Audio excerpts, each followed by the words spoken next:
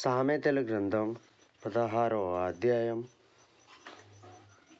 18వ వచనం. దేవుడు ఏం మాట్లాడుతున్నాడంటే, నాశనమునకు ముందు గర్వము నడుచును, పడిపోవునకు ముందు అహంకారమైన మనసు నడుచును. అయితే నాశనంకు ముందు మనుషులు మహాగర్వంతో ఉండెదరు. వారి గర్వం వారికి ఎంతగా నడిపిస్తుందంటే వారు ఖచ్చితంగా పడిపోవడానికి, నాశనం కావడానికి ఎంతవరకు నడిపించును. మనల్ని కూడా ఎవరైనా ఎవరైనా చిత్రహింసలు పెడుతుంటే, అహంకారంతో మన మీద విర్రి ఊగుతుంటే దానికి కారణం వారు నాశనం వారికి దగ్గరలో ఉన్నదని మనం అర్థం చేసుకోవాలి. కాబట్టి సమస్త భారం అంతా దేవుని మీద వేయాలి. ఎందుకంటే దేవుడు మన కోసం చింతించుచున్నాడు. యావత్తు చింత దేవుని మీద వేయాలి. కాబట్టి ఎవరైనా నాశనమకు ముందు వారికి అధికమైన గర్వం ఉంటుంది, అహంకారం ఉంటుంది, అసూయ ఉంటుంది.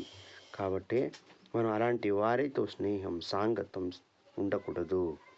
మరొక మాట ఏమంటున్నాడు, అదే మా 16వ అధ్యాయంలో 19వ వచనం.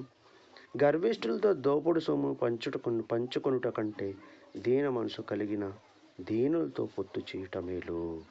గర్విష్ఠుల దగ్గర విస్తారమైన నెమ్మది లేని అధికమైన సంపద కలిగి ఉంటాయి.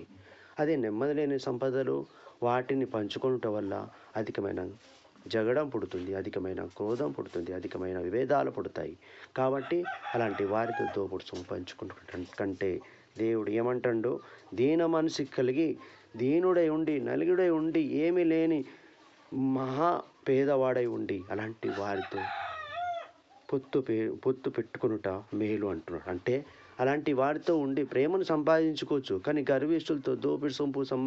గర్విష్ఠులతో అహంకారంతో దోపుడు సొమ్ము సంపాదించుకోవడం వల్ల అనేకమైన పగలు శరీరానికి కూడా, మనిషికి కూడా ప్రశాంతత లేకుండా పోతుంది.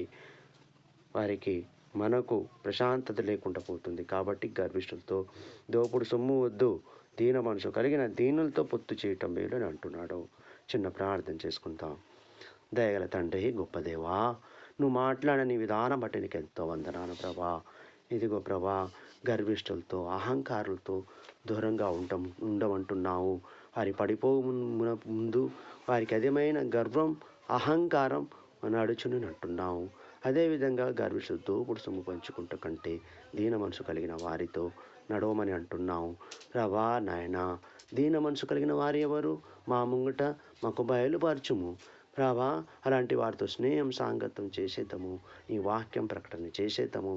వారి హృదయాలను ప్రభా మీ వైపు తిప్పడానికి ప్రయత్నం చేసేద్దాము ప్రభా. అనేక ఇబ్బందులు పడుచున్నారు. దీన మనసు కలిగిన వారు, తల్లిదండ్రులు లేని పిల్లలు, అనాథ పిల్లలు ప్రభా, ఎవరి ఆదరణ లేని వారు అనేకులు ఉన్నారు. అలాంటి వారిని నీ వాక్యం చేత రక్షణ కలిగించము. అలాంటి దీన మనసులు కలిగిన వారితో స్నేహం, సాంగత్యం చేసే ప్రభా, నీ నామాన్ని మేము గణపరిచే విధంగా మమ్మల్ని బలపరచమని యేసు ప్రభు నామమున ప్రార్థించుకుంటున్నాం తండ్రి. ఆమేన్.